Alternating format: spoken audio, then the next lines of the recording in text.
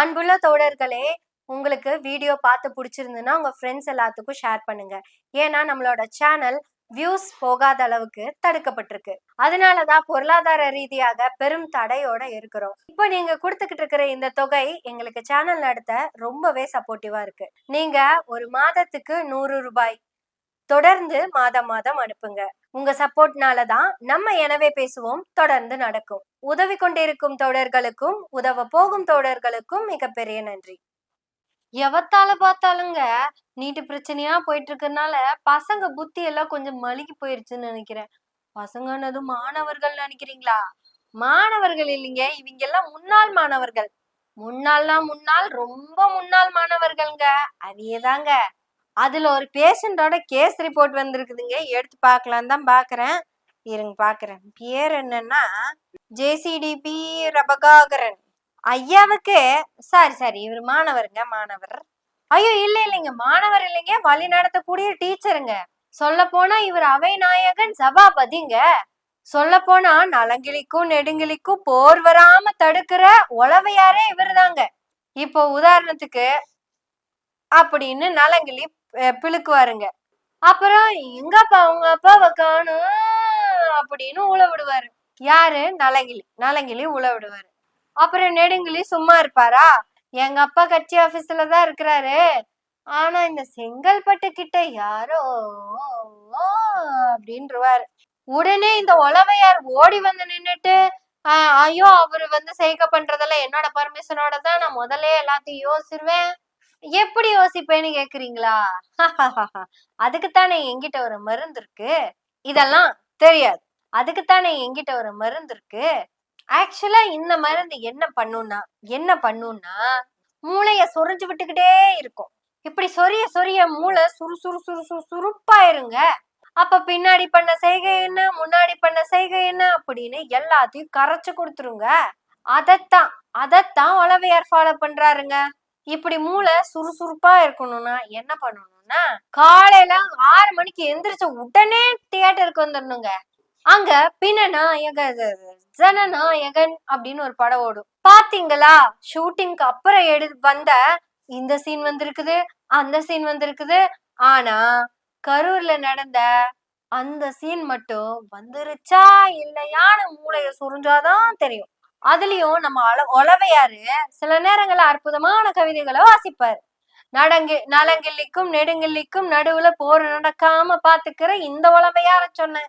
ஐயா, உங்க வீடியோ போடலாமா இல்லையான்னு எங்களுக்கு தெரியலைங்கயா, ஆனா நீங்க இந்த மக்களுக்காக சொன்ன கருத்து ரொம்ப முக்கியமுங்கயா.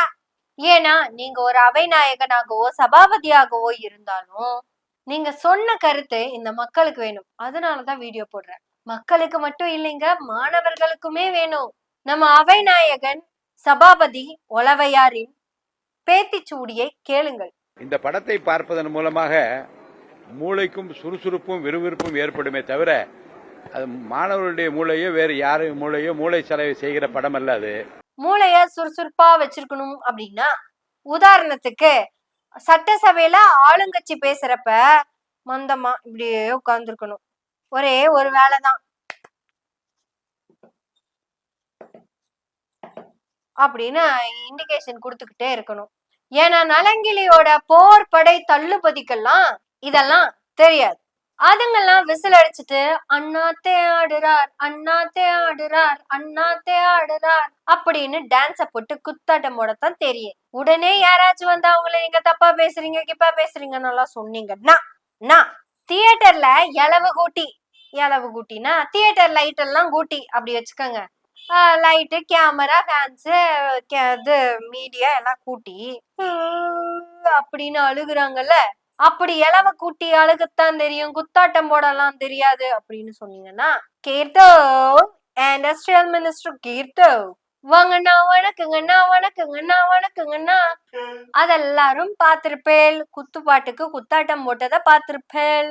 இப்படி குத்துப்பாட்டுக்கு குத்தாட்டம் போட்டு ஆடணும்னா மூளை சுறுசுறுப்பா இருக்கணும். அப்படி மூளை சுறுசுறுப்பா இருக்கணும்னா நீங்க ஜனநாயகனை போய் பார்க்கணும் அப்படின்னு இந்த அவைபதி சபாநாயகன் அவைபதி சபாநாயகனாகிய உளவையார் அவை நாயகனுக்கு சபாபதியை மாத்தி போட்டங்க.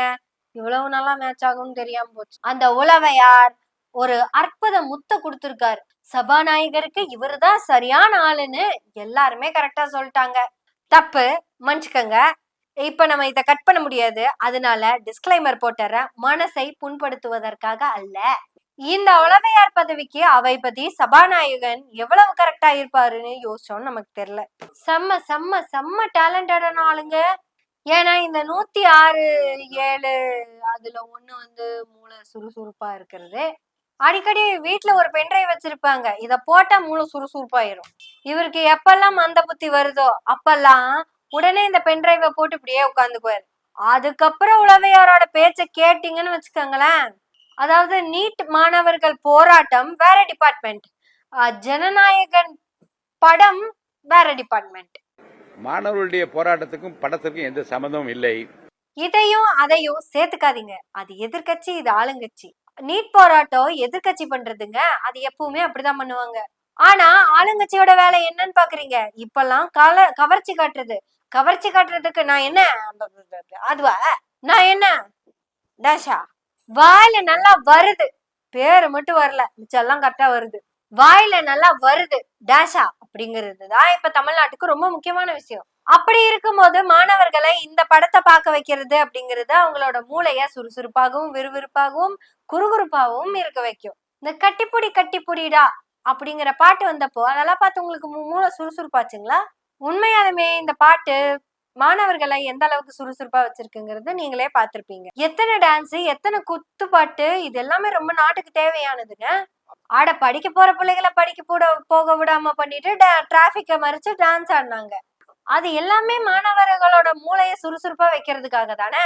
அதுக்கும் நீட்டுக்கும் என்னங்க சம்பந்தம்? நீட்டு எங்கேயோ டெல்லியிலயாமா. அதெல்லாம் அந்த கொசரு பிசுறு இதெல்லாம் தமிழ்நாட்டுல ஏதோ தமிழ்நாட்டுல ஃபுல்லா எல்லாம் இல்லைங்க, எங்கேயோ இருக்கு. டெல்லியில தான் அதிகம். இப்போ நீட்டுக்கும் ஜனநாயகனுக்கும் ஏதாவது சம்பந்தம் இருக்கா? எங்க தளபதி எங்க நலங்கிலேயே சொல்லியிருக்காருங்க, அவரு நீட்டுக்கு எதிரானவர்னு. அவரு நீட்டை ஏத்துக்க மாட்டேன்னு சொல்லிட்டாரு. இனி அவர் நீட்டே எழுத மாட்டேன்னு சொல்லிட்டாரு.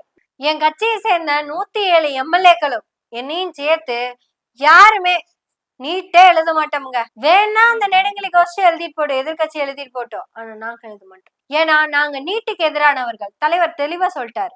அதனால ஜனநாயகன் படத்தை பாக்குறது பெருமையா தான் நம்ம எடுத்துக்கணும். இது எல்லாத்தையும் தாண்டி எத்தனை நாள் தான் ஒரு மாதிரி போராவே இருக்கிறது?